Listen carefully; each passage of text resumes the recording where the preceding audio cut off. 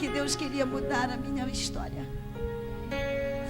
E às vezes, para Ele mudar a história, Ele tem que te isolar de quem tu ama. Ele tem que te botar no deserto, para você entender o tamanho do milagre que Ele quer fazer. Porque quando você está cercado de toda a proteção, falta tempo para ouvir e ver o agir de Deus. Passaram-se os dias. Eu cheguei da escola, minha irmãzinha Josimara estava chorando, pedindo leite à minha mãe. Com uma mamadeira vazia, ela dizia: eite mãe, eite mãe, eite mãe, eite, eite mãe, eite. E eu olhei minha mãe: você não vai dar leite a ela? Minha mãe disse: não tem mais leite. Eu não vi minha mãe murmurar. Eu não vi minha mãe lembrar das vacas da fazenda do meu pai que ficaram no Pará. Eu vi minha mãe fazer chá da folha da canela, colocar dentro da mamadeira com uma colherzinha de açúcar, levantar a mamadeira para o céu e dizer: Todo-Poderoso, eu não tenho leite, mas tu tens o poder de dar sabor de leite e alimentar o meu bebê. Esse foi o caminho que me ensinaram. Eu fiquei olhando e pensei: ela não vai conseguir enganar minha irmã. Ela baixou a mamadeira e disse: toma, minha filha, seu leitinho. O nosso bebê de 2 anos devorou aquela mamadeira numa velocidade. Olhou para minha mãe e disse: mais eite, mamãe, mais eite. Tinha cor e sabor de leite nos olhos daquela criança. Aí o nosso almoço e café e jantar virou bolinho de farinha com café preto. Sabe aquele bolinho de farinha que se você come muito dá uma azia que só Jesus? Minha barriga ardia. Crianças. Aí ela colocava aquele bolinho de farinha, fazia aquela arte toda, né? Tentava fazer bichinho com eles, modelava para ver se a gente comia. Era tudo que nós tínhamos. Ela levantava a mão e dizia: Deus, dá sabor de frango frito, dá vitaminas. E era tão crocante quanto um frango frito. Mas aí eu comecei a torcer o meu narizinho. Não quero mais não, mãe. Esse negócio arde minha barriga. Ela olhava para mim e dizia: não faça isso. Coma, minha filha. Coma isso hoje. Porque um dia tu vai comer nos melhores restaurantes dessa nação. Mas tu vai sentir saudade do bolinho de farinha da sua mãe. Porque ele tem sabor de milagre. E é verdade. O banquete mais lindo que eu já ganhei na minha vida foi em Paris. Eu estava em um trabalho na França, em Paris, e o pastor e a esposa gostaram bastante assim de mim, queriam me fazer um agrado. Me levaram num dos restaurantes franceses, dentro de um navio, no Rio Sena. Um luxo, luz de vela, violino. Um cafezinho era $25. Quase morri quando vi aquilo. Quase disse: pastor, me dá todo esse dinheiro para me mandar para a África. Mas eu sei que eles queriam me agradar. E quando fizeram aquela mesa tão luxuosa, que a indiazinha aqui nunca imaginou sentar, eu ouvi a voz da minha mãe: um dia você vai comer nos melhores restaurantes. E comecei a chorar. E o pastor: você não está gostando, filha? Eu disse: estou. Mas eu estou sentindo saudade do bolinho de farinha da minha mãe. Que bolinho de farinha é esse, menina? É um que tem sabor de milagre. 3 dias depois, eu cheguei da escola. Chovia muito, muito, com os meus irmãos menores, toda molhada. O olho da minha mãe estava pequenininho, ela tinha chorado a manhã toda. Ela sorriu, nos enxugou, secou. E eu disse: mamãe, hoje eu quero comer uma comida de verdade. Hoje eu não quero mais o seu bolinho de farinha. Ela disse: tudo bem, minha filha. Arrume a mesa, ponha os pratos para os seus irmãozinhos, que antes de passar essa chuva, mamãe vai dar uma comida de verdade. Casa que tem vaso, tem esperança. Josimara estava caída num cantinho. A casa chovia muito, era metade de palha, metade de telha brasilite, e as paredes de barro, e o chão era batido. Foi a primeira casa pastoral. E a Josimara chorava num cantinho, chovia um pouco assim, desfalecida, com fome. Jamais esquecerei a cena. Arrumei a mesa, fui na lata da farinha, na lata do café, tudo vazio. Na lata do açúcar, tudo vazio. Eu disse para Joelza, minha irmã terceira: não tem mais nada. E ela não sabe o que fazer para enganar a gente. Entrei no quarto, ela estava de joelhos. Quando eu ouço o hino da Lauriette, ainda que para te servir, Jesus, eu tenha que chorar, com gemidos sem palavras. Eu me lembro da minha mãe naquele momento de joelhos, com a cabeça na parede de barro. Ela não falava, ela só gemia. Seus cabelos longos tremulavam. E eu disse: a mesa está arrumada, mamãe, o que é para fazer agora? Ela disse: dobre o joelho aqui. Vamos agradecer a Deus que já nos enviou a comida. Casa que tem vaso, tem milagre. Eu comecei a agradecer a comida que não havia. É por isso que eu acredito em milagres até por você hoje. Ouça. Enquanto nós orávamos, mais forte que o barulho da chuva era o gemido da minha mãe. Mais forte que o gemido da minha mãe. Batidas que vinham de fora e uma voz que gritava: ei, de casa! Minha mãe são índios. E um índio havia matado o filho do último pastor que passou por lá. São índios, vão nos atacar, não vamos abrir a porta. Seu pai disse que não é para atender ninguém. Juntamos nela: ô, de casa! Eu dizia: mamãe, isso não é voz de índio, é voz de gente boa. Abre a porta só um pouquinho, mamãe, só um pouquinho. Talvez o grito de Deus esteja na tua porta. Não tenha medo de buscar mais e mais e mais e mais, porque é o que Ele tem. Com muita insistência da minha parte, ela foi. Eu lembro da porta. O trinco era de pano. Se você vê a porta que estão colocando na minha casa, é um portal. Mas a primeira, o trinco era de pano. E quando eu olhei entre as pernas dela, entre as saias assim, eu vi um casal lindo do lado de fora que sorriu para ela e disse: bom dia. Ela segurando a porta, receiosa. Ela disse: bom dia. Ele disse: aqui é a casa do pastor. Ela disse: mas ele está viajando e eu não posso atender visitas. Ela tinha muito ciúme de nós e cuidado, sempre teve. E aí ela disse: não tem problema, eu só preciso entregar uma encomenda que papai mandou para sua família. A minha mãe disse: é engano, eu não conheço seu pai, eu não conheço as pessoas ainda aqui. Deve ser engano.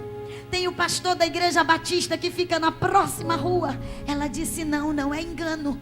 Meu pai nunca erra de endereço. Eu ouvi isso. E o número da casa é esse, 32, escrito a carvão. E essa é a rua. O moço olhou para ela e disse: a senhora é a irmã Mariazinha, não é? Só os íntimos chamavam ela de irmã Mariazinha. Eu não entendi mais nada. Minha mãe cai de joelhos na frente dos dois e começa a cantar um lindo hino espiritual. Era como ópera. enchi a casa. Hoje eu posso denominá-lo como o cântico da vitória. Eu olhei para o moço e disse: ela é a Mariazinha mesmo, doida para receber as encomendas. Ele disse, olhou para a colega, para a moça ao lado, eram 2 moços lindos. Ele disse: essa é a família, essa é a família. E começaram a colocar pacotes. Irmãos, de onde eles tiravam eu não sei. Eles iam lá fora e voltavam. Eles iam lá fora e voltavam. Eu só sei que os pacotes de papel assim, cheio de coisas, entravam. Carne seca, muito jabá, muita carne seca, feijão, leite. Mas o primeiro item que entrou naquela casa, em cima de um pacote, foi uma lata de leite ninho. E guardo na memória a Josimara abraçada na lata de leite ninho, olhando para mim, dizendo: "Eite, maninha, eite, eite, eite." Caderno e lápis que não tínhamos para estudar, tinha lá dentro. Tudo que Deus faz é perfeito. Tinha tudo que uma família com crianças precisava. Muita bolacha, sardinha, conserva enlatada, nunca vou esquecer, feijoada de latinha, coisa nobre. Quando acabaram-se os pacotes, eles saíram. E minha mãe no chão, cantando em línguas. Eles saíram e eu fui atrás. Um caminho assim, pastor, eles estavam como vocês dois. Era um caminho de barro ao lado da igreja. Muita chuva, muita lama, eles andavam. E eu gritei: "Ei!" Debaixo da chuva. "Ei!" Eles viraram, eu disse: "Muito obrigada." Minha mãe está muito emocionada, ela não pode agradecer. Mas diga para o seu pai que nós não tínhamos nada mais para comer. Eles riram gostoso para mim. Eu disse: quando meu pai chegar, nós vamos na sua casa levar um presentinho para ele, tá bom? Ele olhou para mim e ela sacudiram a cabeça. Não foi visão, foi real. Eles entraram na minha casa.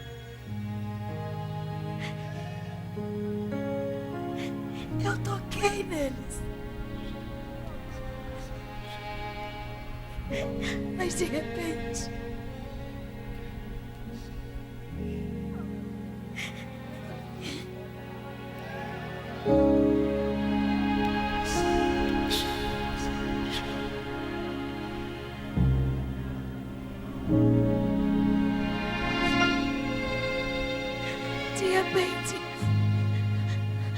enquanto eles sorriam para mim, eles desapareceram. Tão perto de mim, eles sumiram. Se derreteram como água de chuva. Eu fiquei em choque. Limpava os olhinhos. Eles não estavam lá. Eles sumiram. Diante dos meus olhos, eles sumiram. Eu comecei a gritar, pedi as forças na minha perninha. Caí no meio daquela água toda. Minha mãe me abraçou e disse: "Não tenha medo. Não te desespere, não tenha medo, filhinha, porque nossa casa acabou de receber anjos." Eram anjos que o Senhor enviara em minha casa. Eu não adoro anjos, mas eu adoro Deus que envia anjos para me servir. Quantos podem adorar esse Deus?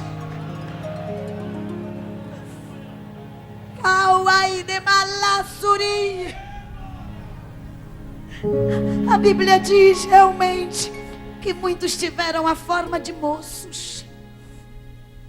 Eu vi os anjos, eu toquei neles.